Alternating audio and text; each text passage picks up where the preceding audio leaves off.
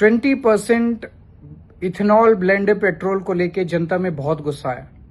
30 जून को केंद्र सरकार ने अटॉर्नी जनरल के थ्रू सुप्रीम कोर्ट में ये कहा कि ये सिर्फ एक एक्सपेरिमेंट है और इसके नतीजों के ऊपर आगे का एक्शन डिपेंड करेगा। ये खबर अगले दिन अखबारों में छपी। जब मीडिया में आया, अखबारों में आया, तो केंद्र सरकार बिल्कुल मुकर गई। केंद्र सरकार ने स्टेटमेंट जारी करके कहा कि हमने ऐसा कुछ नहीं बोला, ये झूठ है। आप देखिए कि सुप्रीम कोर्ट में केंद्र सरकार ने क्या कहा। 20% ethanol petrol blending is something which the government is now trying to experiment. और ये कैसा एक्सपेरिमेंट है? एक्सपेरिमेंट होता है जब आप कोई चीज को 100 गाड़ियों पे, 50 गाड़ियों पे, 500 गाड़ियों पे, 1000 गाड़ियों पे एक्सपेरिमेंट कर लेते। एक्सपेरिमेंट के आधार पे जो नतीजे आते उसके बेसिस पे आप डिसाइड करते कि पूरे देश में इसको लागू करना है कि नहीं करना। पूरे देश की 140 करोड़ जनसंख्या पे सारी गाड़ियों के ऊपर आपने इथेनॉल ब्लेंडेड पेट्रोल कंपलसरी कर दिया और कह रहे हो हम एक्सपेरिमेंट कर रहे हैं।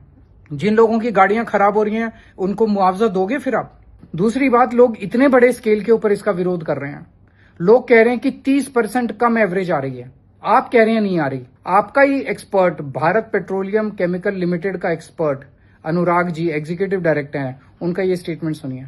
Obviously, ethanol has a lower mileage, so it has 30% less mileage in the chemical form.